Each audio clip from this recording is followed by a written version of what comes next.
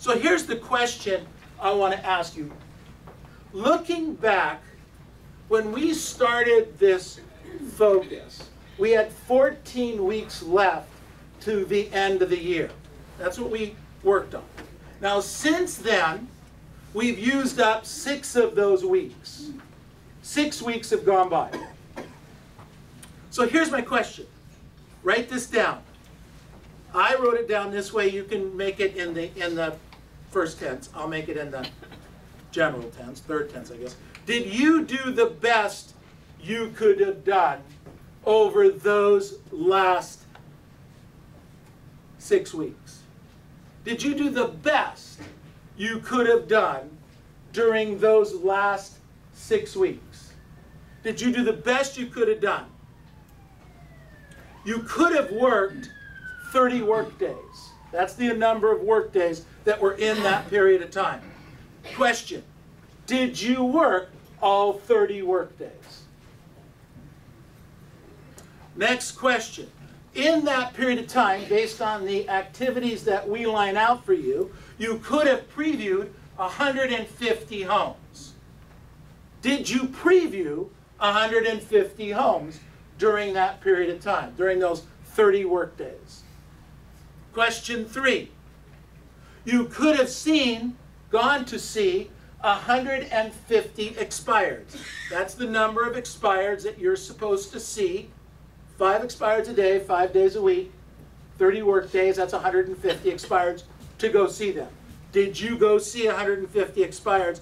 And in that, if you would have door knocked 10 around each one, you would have door knocked 1,500 doors. 1,500 doors.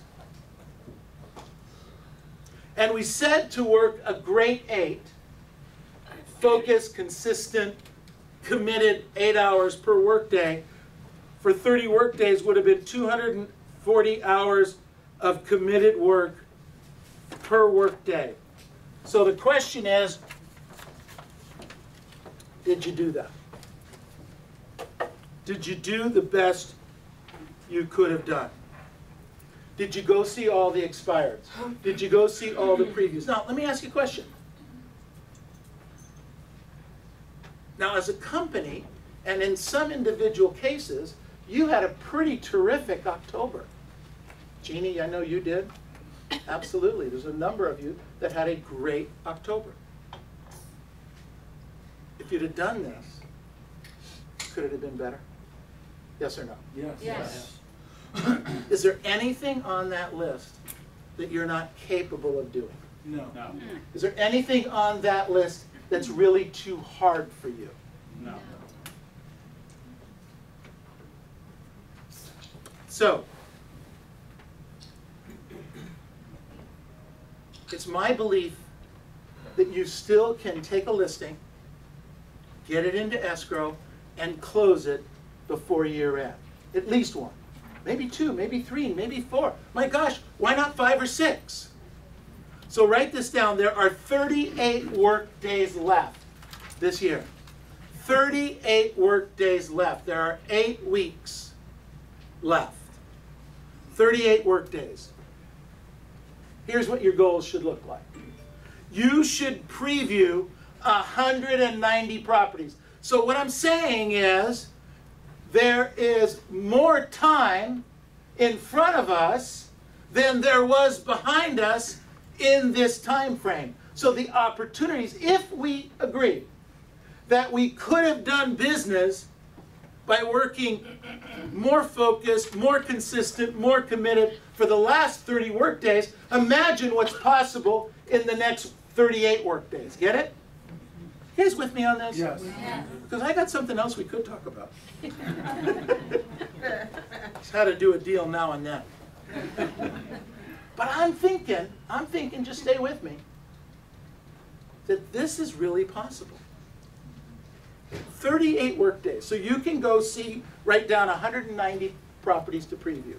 You could preview 190 properties. I would submit to you, there are probably some of you in this office, in this room right now, that haven't seen 190 properties all year.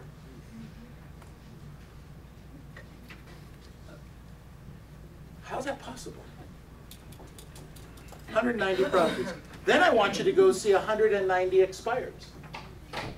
Write down 190 expireds. At the door, go see 190 expireds.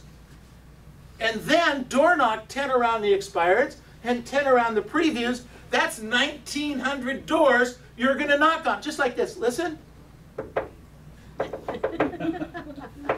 Now when you door knock, we've had this conversation before, you don't door knock like this. That's not good. You also don't door knock like this. Okay? Be there. Be in the moment. Door knock. Okay? You want the people to come to the door. When people come to the door, you have a conversation with them. The conversation is a simple hot market script. I don't know if you knew this, Mr. and Mrs. Jones, but I was telling people in your area this week in the city of Walnut that we had 94 properties that actually closed escrow. And the really good news is that 22 of those sold at or above list price. Did you know that? No, pretty exciting. And we know when that starts to happen, 3 or 4 other houses are going to start selling right away. So I was kind of curious, when do you plan on moving? You know, that's the script. Works. Slow it down a little bit, okay? We do a class after this at 1 o'clock where we slow that script down a little bit. But that's the script. And it works. Go door knock 1,900 doors and then come back and tell me it didn't work. Go ahead, I dare you. Okay? Let's have that conversation. I wrote down here, only targets that are written down tend to be achieved. Only targets that are written down tend to be achieved. So what usually separates the best from the rest? In life, what usually separates the best from the rest? The best from average. Do we want to be average or above average? Above average. Above average. We want to be great. We want to be superstars. We don't want to be average. Average real estate agents wait for the phone to ring. Average real estate agents wait till somebody calls them to find out what's going on in the marketplace. Average real estate agents do not preview property, and average real estate agents don't door knock expires. So what separates, so here's the question. What separates a silver medalist from a gold medalist? What separates a super salesman from a mediocre salesman? And write this down. It's attitude. My opinion, it's attitude. It's your attitude. It's my attitude. It's how we approach the client. Most people at the top of their field are pretty comparable. Look, truth is, those of us that watch the Olympics and watch the superstars, the guy or gal that's running the 100-yard dash, that comes in first or second, and they're pretty close to each other, are pretty similar athletes, aren't they? Yeah. Hello? Yeah. Absolutely. You don't get there without being the best of the best. And it's really, the difference is 1/10 of a second in some cases between first and second. Professional golfers are usually just a stroke or two off of the tournament for the rest of the, on an average, for the rest of the golfers. The great golfers are within a range, they have a handicap, typically, of 4 or 5 strokes between the really good ones, the guys that are getting the big paydays, and the guys that are just below them. Small differences. I wrote down here, the winner's edge is not a gifted birth or a high IQ or in talent. The winning edge is in attitude, not aptitude. Write that down. The winning edge is in attitude, not aptitude. One of the quotes, I think it was Zig Ziglar, it could have been Earl Nightingale, said, I cannot control what happens to me. I cannot control what happens to me, but I can control what happens within me. Okay? I can't control what's coming at me from the outside, but I can control how I react to it.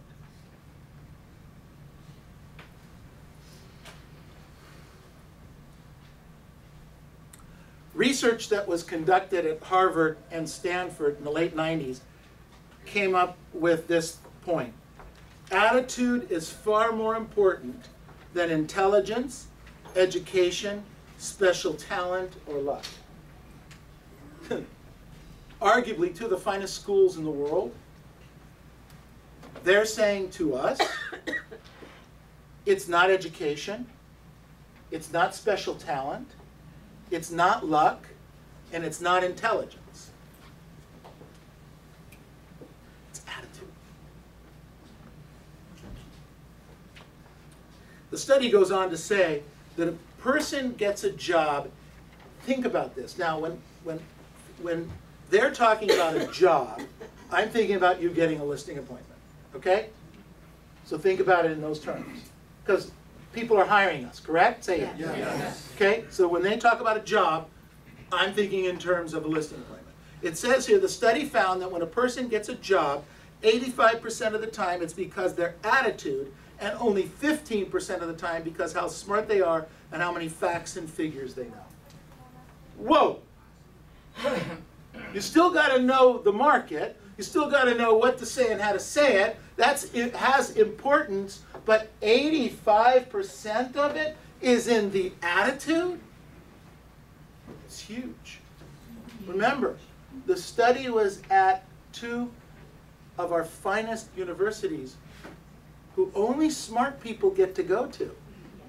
Okay? You can't get into those schools. You cannot get into those schools for love or money. It is only by taking a test. Okay? Just doesn't happen. No. Maybe if you put a building up. A really big building. Maybe. But generally speaking, you know what I'm saying? Yeah. It doesn't happen. The study goes on to say that it believes, it was concluded, that attitude is one of the most important words in the English language. That attitude was one of the most important words in the English language. Here's an interesting question. Write this down. Generally speaking, what's my attitude? Pumped. No, no, no. Your attitude, not mine.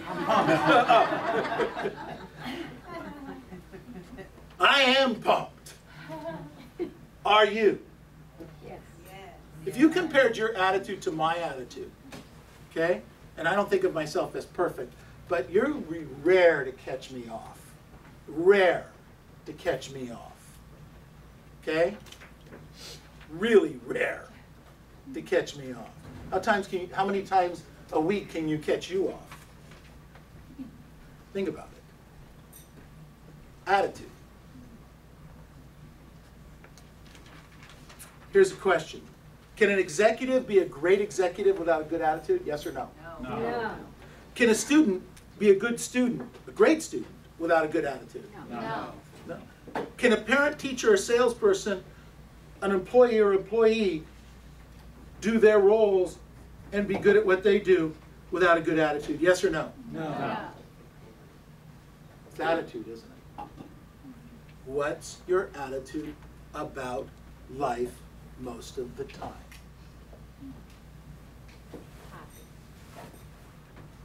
So, I wrote down here, attitude can become a difference maker in your life, opening doors and helping you overcome obstacles. If you have a great attitude at the door, as an example, just a simple thing. If you have a great attitude at the door, people are more inclined to talk to you. If you have a great attitude over the phone, people are more inclined to stay engaged with you on the phone. If you have a great attitude and a nice smile, when somebody walks in an open house, they're more apt to talk to you. If you're standing in line at Ralph's or Costco or wherever you are, and you have a nice attitude, people are more apt to engage with you, find out what you do, and you can find out what they do, and open the doors to opportunity. Attitude. What's yours? I wrote down here, every day you have a choice. Every day you have a choice. You can either have a positive attitude or not. It's your choice. It's how you get up in bed. If you get up and don't have a great attitude, you can change it, can't you? Yes or no? Yes. You can change it. If something crazy happens to you and it kind of sours your attitude for a minute, okay, I get it. It happens. You can change it. You have a choice. So right now, you can focus on the next 38 work days. There are still deals to be done. I anticipate a fabulous November for the company, which translates to each and every one of you taking listings and making sales. And some of those transactions are going to close between now and Christmas time. And let me tell you something. You're going to have a fabulous attitude at the holidays if you've done your job today so that you have the money to spend at the holiday that you want to spend, to pay those bills, etc., to put that cute smile on your kids' or your grandkids' face or your significant other. Instead of that, oh, because you know you didn't do what you're supposed to do. Remember what I said? Did you do what you were supposed to do in the last 30 days? Okay? And if you didn't, you have a chance to make it up now for 38 more days with focus, with consistency, with commitment. Now let's focus on that. Let's focus on taking care of the families. Let's focus on doing the right thing. Let's focus on having a great holiday by simply doing what we're supposed to do for the next 38 work days. Let's start now. Thank you.